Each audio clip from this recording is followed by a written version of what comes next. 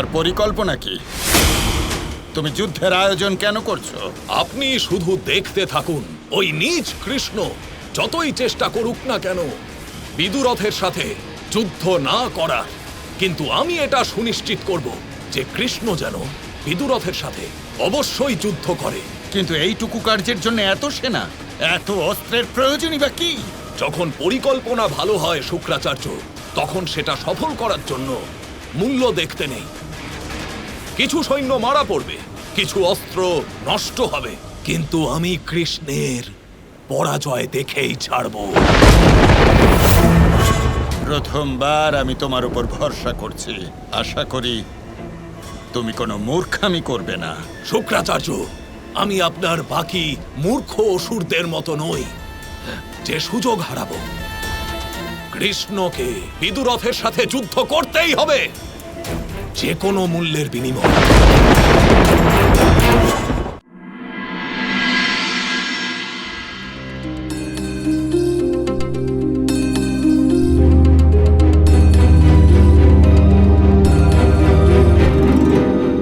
আমাকে এখন এই সভায় কেন ডাকা হয়েছে?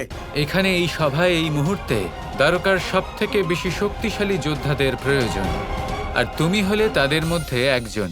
দ্বারকাধীশ, যদি আপনি আমার সাথে কোনো রকমের উপহাস করেন তাহলে উচিত হবে। আমি উপহাস করছি না সামনে, আমি সসম্মানে তোমাকে এই কথা জানাচ্ছি। এবার আর দেরি না করে সবথেকে গুরুত্বপূর্ণ বিষয়ে এখন আলোচনা করা যাক। কি ধরনের আলোচনা গোয়ালা?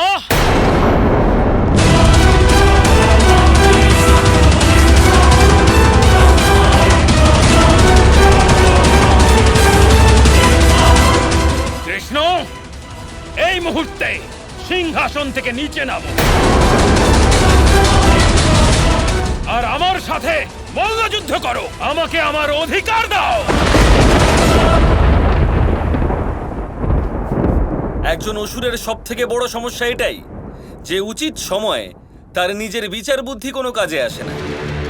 সেই জন্যই তো তুমি এত বড় একটা কথা বুঝতে অক্ষম যে মল্লযুদ্ধের প্রতিস্পর্ধা রাজ্যের সবথেকে বেশি শক্তিশালী ব্যক্তিকে জানানো হয়ে থাকে এখানে, সেটা আমি। তাই কানাইকে আহ্বান জানানোর বদলে আমাকে কেন আহ্বান জানাচ্ছ না বিদুরথ? যদি আমি বলরামের প্রতিস্পর্ধা স্বীকার করে নিই তাহলে অনর্থ হয়ে যাবে। কি জানে শাল্য আর শুক্রাচার্য কি করছে? বলরামকে আমার পথ থেকে সরানোই ওদের কার্য ছিল। আক্রমণ!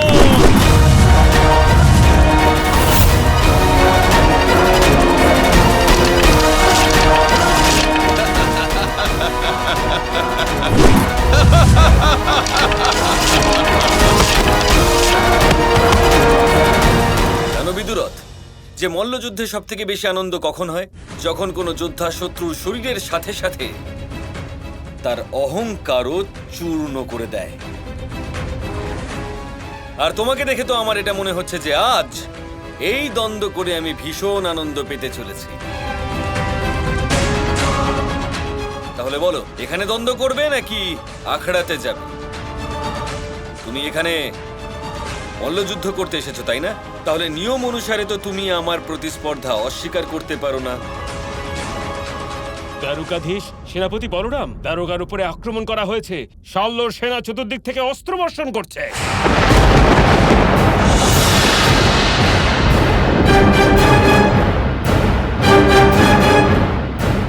এবার বুঝতে পারছি শাল্য কিভাবে বলরামকে আমার পথ থেকে সরিয়ে দিচ্ছে।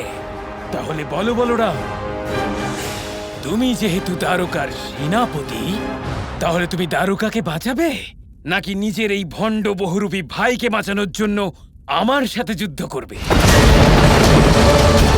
দ্বারকাবাসীদের বিপদে ফেলতে পারবে তো?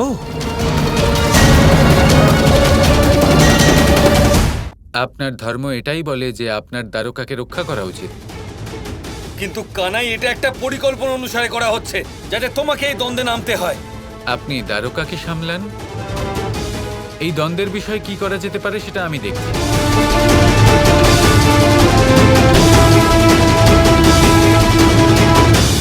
তোর দাদা তো চলে গেল রে বহুরূপী। এবার কিভাবে নিজেকে আমার হাত থেকে বাঁচাবি তুই?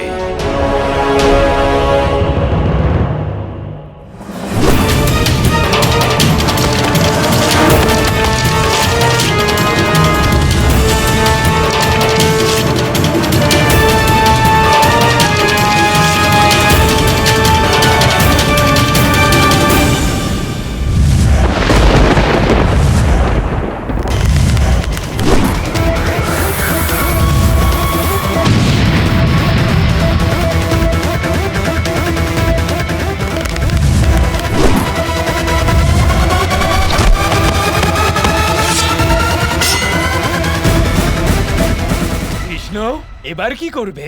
প্রথমে তো বলরামেরই বলি দিতে চলেছিলে, ওকে দ্বারকাকে বাঁচানোর জন্য এগিয়ে দিলে।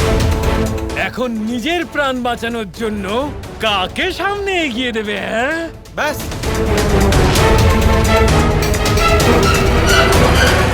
অনেক অপমান করেছো তুমি সবাইকে, কিন্তু এবার আর না। আমি প্রদ্যুম্ন পুত্র অনিরুদ্ধ তোমাকে যুদ্ধের জন্য আহ্বান জানাচ্ছি। তাহলে কৃষ্ণর স্বভাব এত ঘৃণ্য হয়ে গেছে আজকাল যে নিজের প্রাণ বাঁচানোর জন্য একজন বালককে সামনে এগিয়ে দিচ্ছে। তোমার এত দুঃসাহস, তুমি পিতাশ্রীর সঙ্গে এইভাবে কথা বলছো? তোমাকে আমার সাথে যুদ্ধ করতে হবে। দেখো, আরো একজন বালক এগিয়ে এলো বিদুরথের সাথে লড়াই করতে। তোমরা দুজনে মিলে যত শ্বাস নিয়েছো না, তার থেকে অনেক বেশি বছরের অভিজ্ঞতা আমার। জিজ্ঞেস করো জিজ্ঞেস কৃষ্ণকে, ও কি তোমাদের আমার সাথে লড়তে দেবে? মূর্খ বিদুরথ, আমি যুদ্ধ করব তোমার সাথে। এবার মহাদেবের অংশ শাম্ব লড়বে আমার সাথে, যে সমগ্র সভার মাঝে নারীর বস্ত্র পরিধান করে দাঁড়িয়ে আছে।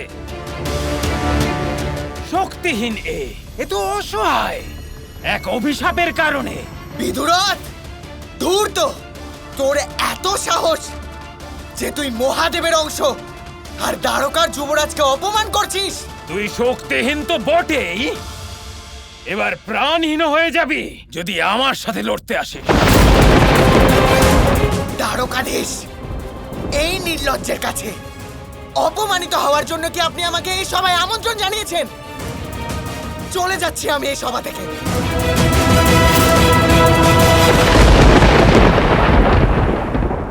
কৃষ্ণ, তোমার কাছে আর কোনো বিকল্প নেই। বলরামের চলে যাওয়ার পর দ্বারকাতে তুমিই সবথেকে শক্তিশালী যোদ্ধা।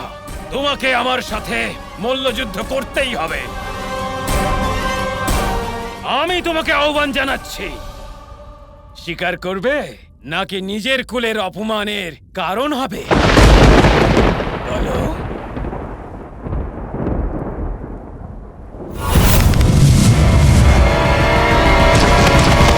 ত্যাগ ছাড়া জয়লাভ করা যায় না। আমি আমার প্রত্যেক সৈনিককে ত্যাগ করতে রাজি আছি, যতক্ষণ না কৃষ্ণ বিদুরথের মল্লযুদ্ধের আহ্বান মেনে নিচ্ছে।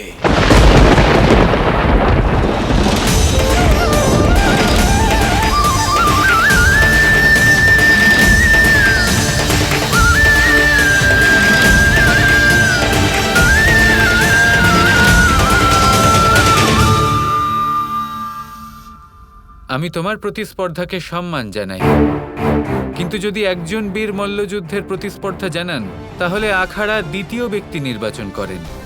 এই সত্য নিশ্চয়ই তুমি জানো। এই অধিকার আমি তোমায় দিলাম, যে আখড়া নির্বাচন করবে করো, আমি তোমার সাথে সেখানেই লড়বো। তাহলে আমি তোমার প্রতিস্পর্ধা গ্রহণ করলাম বিদুরথ। আমরা কালকেই মল্লযুদ্ধ করব এবং আখাড়া নির্বাচন আমি করব। আর কৃষ্ণকে বধ আমি।